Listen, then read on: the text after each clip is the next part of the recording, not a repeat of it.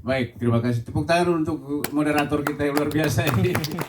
Baik ya, saya menyapa dulu narasumber kita yang luar biasa, Pak Sigit, Bang Andi, Pak Ciko, dan juga Pak Bimo, dan rekan-rekan wartawan yang saya kasih. Sebelum saya masuk ke dalam substansi, mungkin saya sampaikan permohonan maaf dulu tanpa mengurangi rasa hormat, rasa apresiasi. Mungkin saya setengah 4 nanti akan minta pamit karena harus menghadap Pak Gubernur dan Ibu Menteri. Terima kasih.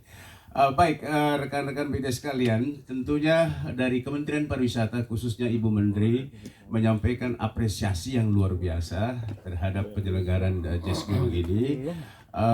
Kita lihat bahwa ini sudah yang ke-17 kali ya Pak? 17 kali, ya. betul. Nah, suatu hal yang menarik di sini adalah konsistensi. Saya 32 tahun di kementerian dan begitu banyak event yang on off. Mati enggan, hidup juga tak mau. Jadi kalau sudah dia bisa laksanakan secara konsisten 17 kali, ini artinya apa? Ini artinya sangat profesional. Jadi tepuk tangan untuk Pak Sigit dan timnya. Kita sangat apresiasi, dan dari perspektif pariwisata ini suatu hal yang unik Pak. Ini yang suatu hal yang berkualitas. Kita juga sedang mengikuti tren global untuk sustainable tourism, dan penyelenggaraan Jazz Gunung ini adalah bagian daripada bagaimana kita bisa mengedepankan sustainable tourism dan juga green economy ke depannya. Yang kedua, kita juga melihat bahwa di Kementerian Pariwisata di bawah pimpinan Ibu Widianti Putri sekarang ini juga punya concern yang luar biasa bagaimana event-event yang punya IP lokal kita ini bisa kita naik kelas ke tingkat yang lebih tinggi. Syukur-syukur kalau bisa naik ke tingkat global. Selama ini kita menghost berbagai event yang IP-nya luar, dan itu rupiah maupun dolar itu bisa mengalir keluar, tapi padahal di dalam negeri sendiri kita mempunyai talenta, potensi yang luar biasa untuk kita kembangkan event-event yang betul-betul hasil karya kreativitas komunitas, anak-anak yang luar biasa talentanya, bahkan juga dari organisasi, asosiasi. Nah, ini yang Ibu Menteri inginkan supaya ke depannya event-event yang IP lokal ini atau event by Indonesia kita sebutnya akan bisa naik kelas menjadi event yang bertaraf internasional dan juga bisa mendatangkan kunjungan wisatawan mancanegara begitu banyak. Nah, saat ini kalau ini penyelenggaranya di gunung, kemudian tadi Pak Sigit sampaikan bahwa kita akan laksanakan ini berganti-ganti dari gunung yang satu ke gunung yang lain. Nah, ini betul-betul sangat diapresiasi oleh Kementerian Pariwisata. Mengapa? Karena pergerakan wisatawan Nusantaranya juga akan mengikuti kegiatan seperti ini. Dan saya yakin kalau amplifikasi promosinya luar biasa, reach out exposure-nya juga lebih luas, ini akan menarik kunjungan wisatawan mancanegara. Jadi sekali lagi Kementerian Pariwisata sangat mendukung.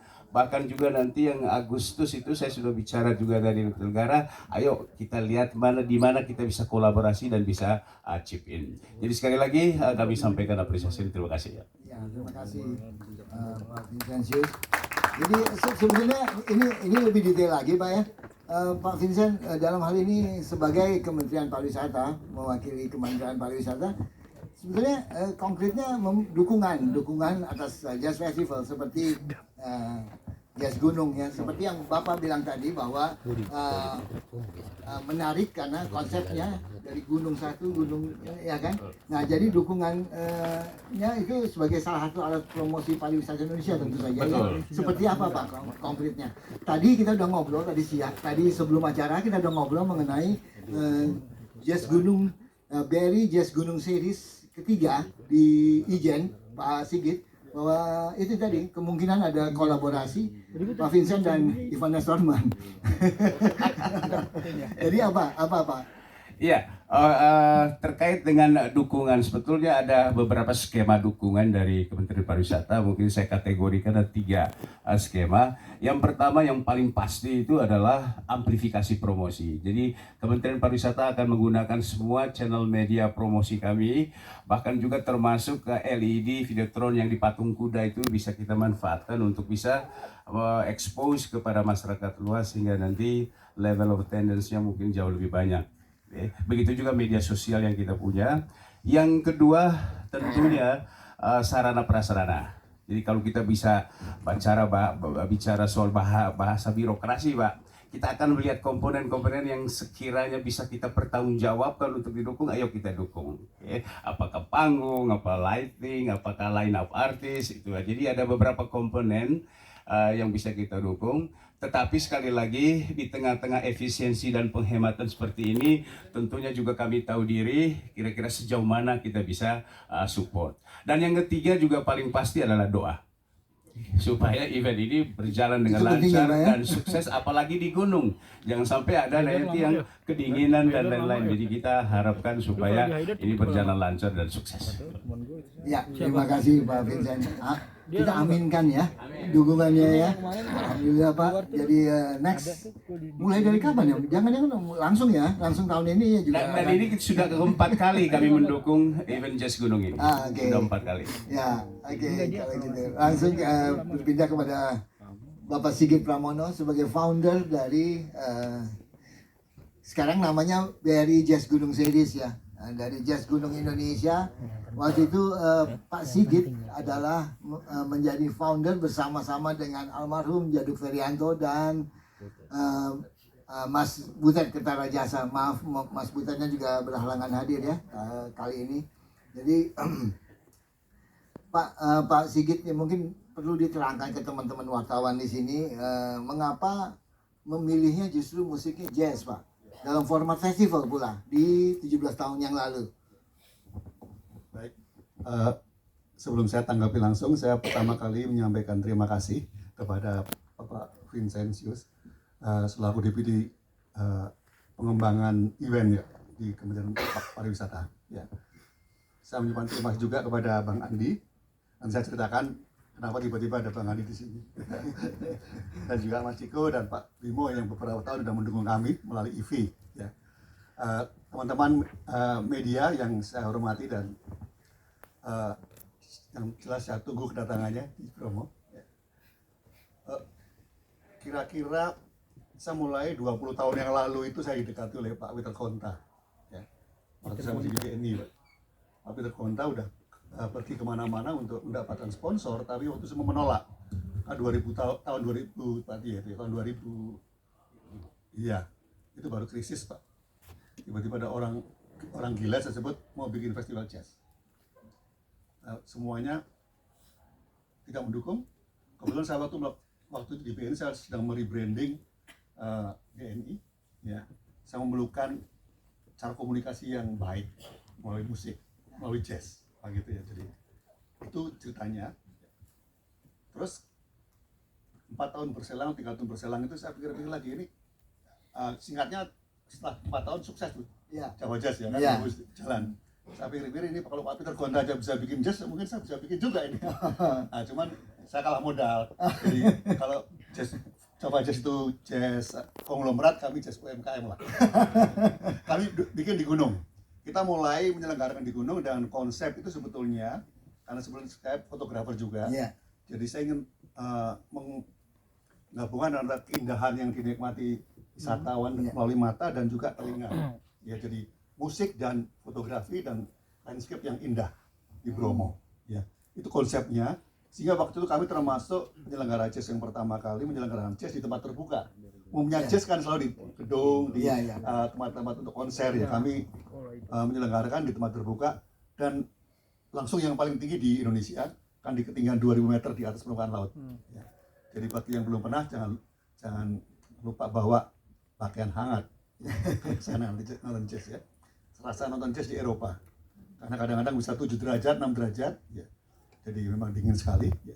Dan ini orang jadi menikmati musik ya. Dan itu yang kami coba sehingga ini berbeda konsepnya ya. Dan kenapa jazz? Karena kalau itu pribadi karena suka jazz. Bukan alasan apa-apa, karena kebetulan saya suka jazz. Satu keluarga Pak ya, suka jazz ya. Tapi pertimbangan yang lain karena waktu tempat kami kecil ya, kalau saya bikin rock mungkin tempatnya rusak. Atau kalau dangdut itu bisa kacau ya. Jadi kira-kira itu, tapi nggak ada alasan yang apapun yang sifatnya sara secara musikal atau tidak. Jadi kami memang kebetulan senang musik jazz ini. Jazz, ya. Itu dan tadi Pak Vincent selama 17 tahun kita menyelenggarakan ini, baru Pak Vincent ini pejabat dari pemerintah yang bentuk dukungan itu jelas. Kita mesti kasih tepuk tangan dulu ya mau buat Pak Vincent nih. Mudah-mudahan itu nanti betul-betul bisa diwujudkan sehingga sangat membantu kami, Pak. Membantu kami ini banyak, bukan hanya kami penyelenggara, juga musisi, juga para pendukung dari kegiatan seperti ini ya. Betul. Nah, seperti itu ya Mas Yon ya. Iya betul betul. Sementara Tadi itu kita ya. udah aminkan kan. Iya. Tadi ya kita aminkan Iya. bersama-sama. Nah, sebetulnya Jazz Gunung Series ini idenya itu diskusi dengan Bang Andi. Waktu itu kan kami hanya Jazz Gunung Bromo ya, Oh, iya. dan Jazz Gunung Ijen seolah sendiri-sendiri gitu. Ya. Ketika kami ada ide atas usulan Mas Andino ya untuk menyelenggarakan di Gunung Slamet ya begitu. Kenapa nggak dibikin series? Ya? Jadi kalau series ini kan jadi terlihat ya secara total bisa jumlah headcount-nya itu Pak, itu bisa besar gitu kira-kira. Karena kalau sponsor ini kan selalu dihitung kepala. Iya. Ya. Berapa sih yang nonton, berapa yang datang segala macam gitu. Nah, kalau kami kecil gitu kan kalau satu-satu kan kecil. Ya, kan? Kalau series ini mudah-mudahan secara komersial bagi yang sponsori tidak rugi ya. Dan tentu juga bagi pemerintah juga lebih bagus karena sebaran manfaatnya ekonomi ya Pak dan lain-lainnya merata ya Pak. Betul ya Pak Vincent ya gitu. Iya. Kira-kira begitu Mas. Iya. Ya, masih sebentar Iya. gitu.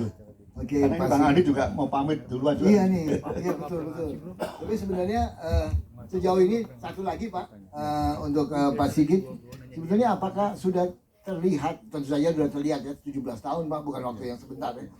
Bagaimana keberadaan dari Jazz Gunung Series yang belakangan ini menjadi Jazz Gunung Series itu mengangkat potensi pariwisata di karena kita lihat terutama keberadaan pentingnya keberadaan Jazz Gunung Series ketika pandemi misalnya ya mengangkat potensi itu dan juga selain potensi pariwisata tentu saja memotori perkembangan ekonomi kreatif di sekitaran Bromo tentu saja ya bagaimana Pak?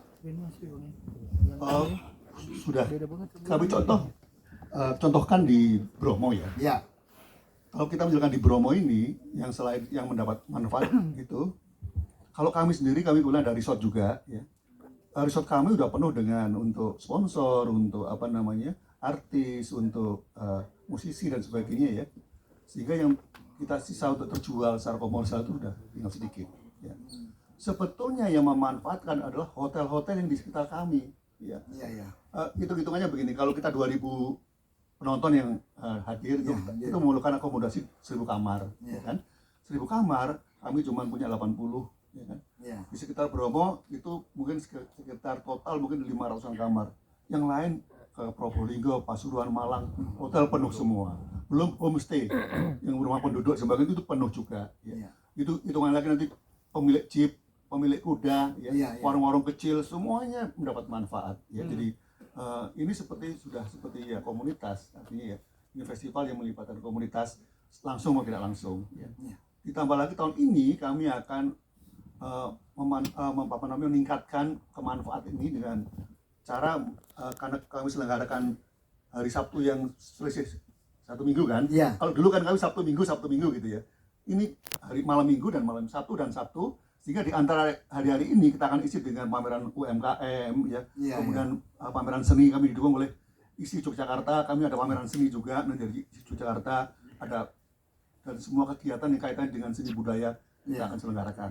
Jadi nanti terisi di antaranya. Ya. Sehingga sekali lagi tetesan ekonominya ini untuk masyarakat, untuk penduduk di sekitar itu juga semakin luas, semakin banyak. Iya, makasih. Yang ditunggu mungkin juga salah satu ide yang kemarin sempat terlontar adalah menjelang 20 tahun ya, Mas Johan. Ya, menjelang 20 tahun Jazz Gunung Series, ini bisa juga pameran foto dari karya Pak Sigit Pramono. Betul, Pak Vincent ya? Karena bayangin 17 tahun memotret panggung jazz. Hanya beliau ada fotografer mungkin banyak, tapi yang 17 tahun tiap tahun hanya pastinya hanya Pak Sigit ya.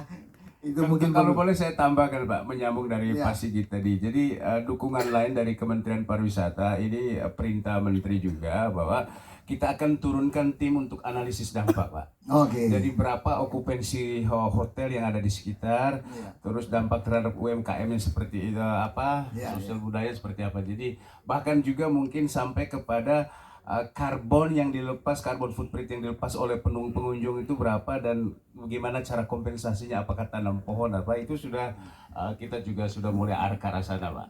Mudah-mudahan. Terima kasih, keren-keren banget itu. Oke, kita pindah ke advisor dari Jazz Gunung Indonesia, Bapak Andi F. Noya, yang sekarang tinggalnya udah nggak di Jakarta. Pantesan jarang ketemu, Bang. Kita udah berapa puluh tahun nggak ketemu ya, Bang. Ternyata udah tinggalnya jauh juga. Dan karena tinggalnya jauh, mungkin ke salah satu faktor sehingga menjadi advisor ya, Pak Sigit ya. Dengan salah satu series Jazz Gunung di mana tempatnya? Bang Andi? Di Banyumas saya sekarang. Di Purwokerto, Puerto Rico. Jazz di Baturaden, ya. Golden Water, Puerto Rico. Banyumas. Siki aku sudah wong apa korek kepenak. Nggak ngebayang juga loh bisa terdampar jauh. Tapi beliau menikmati rupanya.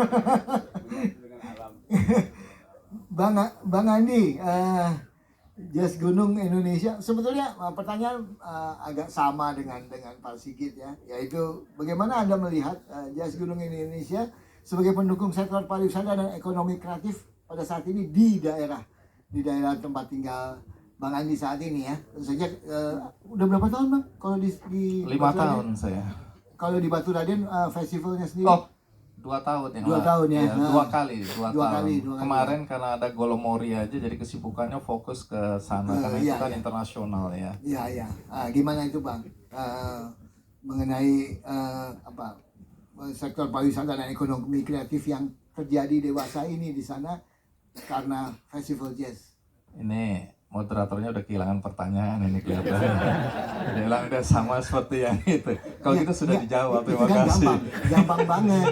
Soalnya gini, ada masalah adalah Iya. Bang Andi mau pergi nih.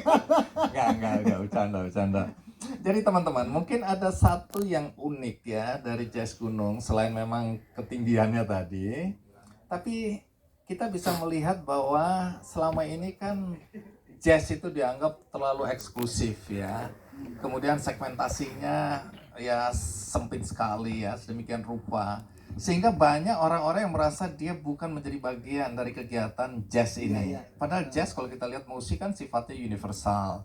Dan kalau kita lihat lagi, kalau kita bicara blues kan ya itu teriakan orang-orang yang merasa mau berontak. Tapi kalau kita jazz kan dia sebenarnya membuka diri, inklusif, kesetaraan, keberagaman. Nah, itu dipertunjukkan dengan baik di Jazz Gunung. Teman-teman mungkin nggak terlalu perhatikan bahwa Jazz Gunung ini mengajak kolaborasi jenis musik yang lintas genre gitu ya. Kalau kita lihat misalnya yang paling sukses menurut saya ini Pak Sigit, nanti bisa ditambahkan.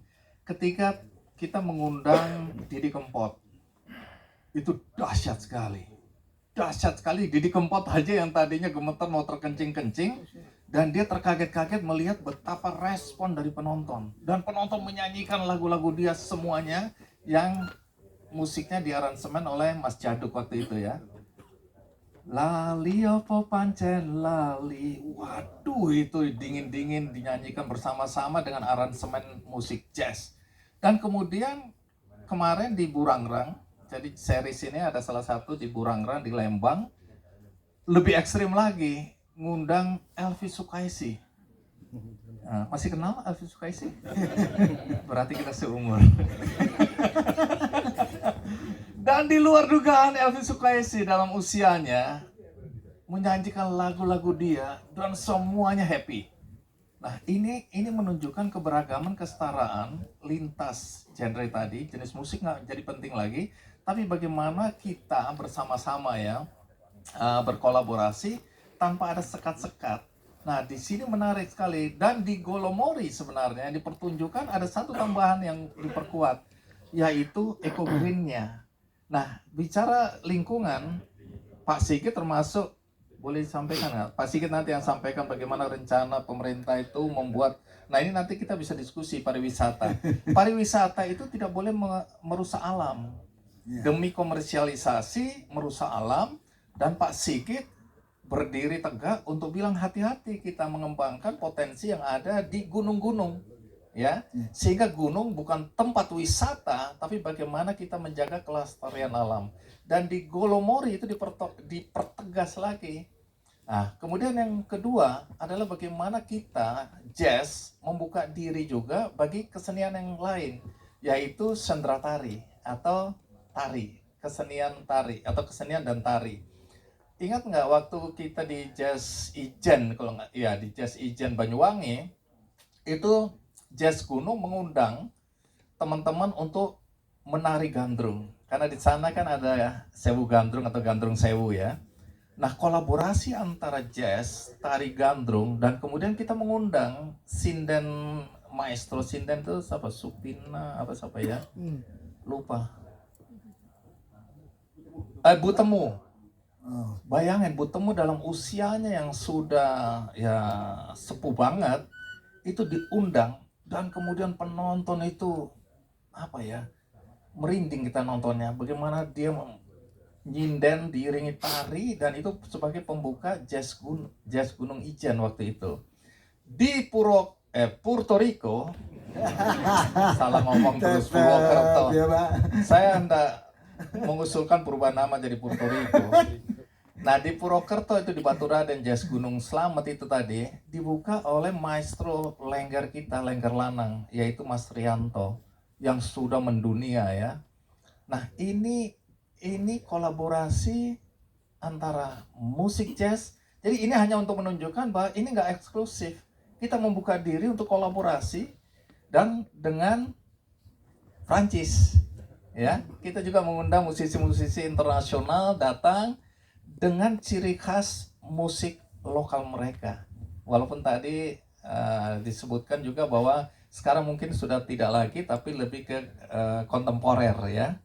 Nggak apa-apa, tapi akarnya masih terasa bahwa ini memang Prancis, ini nanti Irlandia misalnya, tap dance dan lain-lain. Sehingga ini menunjukkan bagaimana jazz ini membuka diri, kolaborasi dengan tujuan yang hampir sama. Kita bicara lingkungan, kalau kita bicara dampak ekonominya udah terasa sekali. Jadi bagaimana pariwisata akan tumbuh dan berkembang dengan datangnya wisatawan-wisatawan bukan saja dari Indonesia atau dari daerah-daerah di luar Bromo, Ijen, Banyumas dan Golomori misalnya, tapi juga udah mulai internasional. Nah, ini yang mungkin teman-teman mohon bantuannya untuk bagaimana menjelaskan kepada publik bahwa jazz itu tidak eksklusif. Peter Gonta ini dulu dimaki-maki, dimarah-marah ketika mulai memasukkan pop ke dalam jazz, Java Jazz. Karena aku termasuk yang ikut bantu Peter Gonta dari awal dulu Java Jazz. Bukan yang ngeritik, bukannya? Yang enggak, ya? aku realistis. Karena jazz akan mati. Gini ya, kita boleh punya idealisme, tapi gara-gara idealisme itu kita mati untuk apa? Jadi kita harus juga kompromi, ada titik, ada batasnya. Nah, aku harus minta maaf kepada almarhum Ireng Maulana. Teman-teman, Ireng Maulana adalah orang yang kecewa pada Java Jazz. Karena dia merasa jazz itu bukan seperti yang ditampilkan di Java Jazz. Jazz ini adalah eksklusif, komunitasnya jelas, dan memang nggak bisa dicampur adukan. Nggak ada yang salah di sini, bukan salah benar. Tapi kalau kita mau sustain, kita harus mengakomodasi bahwa ini showbiz. Ini harus dikemas demikian rupa sehingga orang bisa datang. Tadi aku tanya Mas Ciko, berapa banyak komunitas jazz yang masih hidup atau pertunjukan jazz yang masih hidup. Nanti Mas Ciko jelasin tantangan yang dihadapi oleh pertunjukan musik jazz ini. Nah itu juga butuh bantuan teman-teman. Bagaimana mensosialisasikan bahwa jazz ini menarik, jazz ini menghibur, jazz ini menyenangkan, jazz ini tidak komunitas yang tertutup dan seterusnya dan seterusnya. Begitu dari saya. Iya, terima kasih.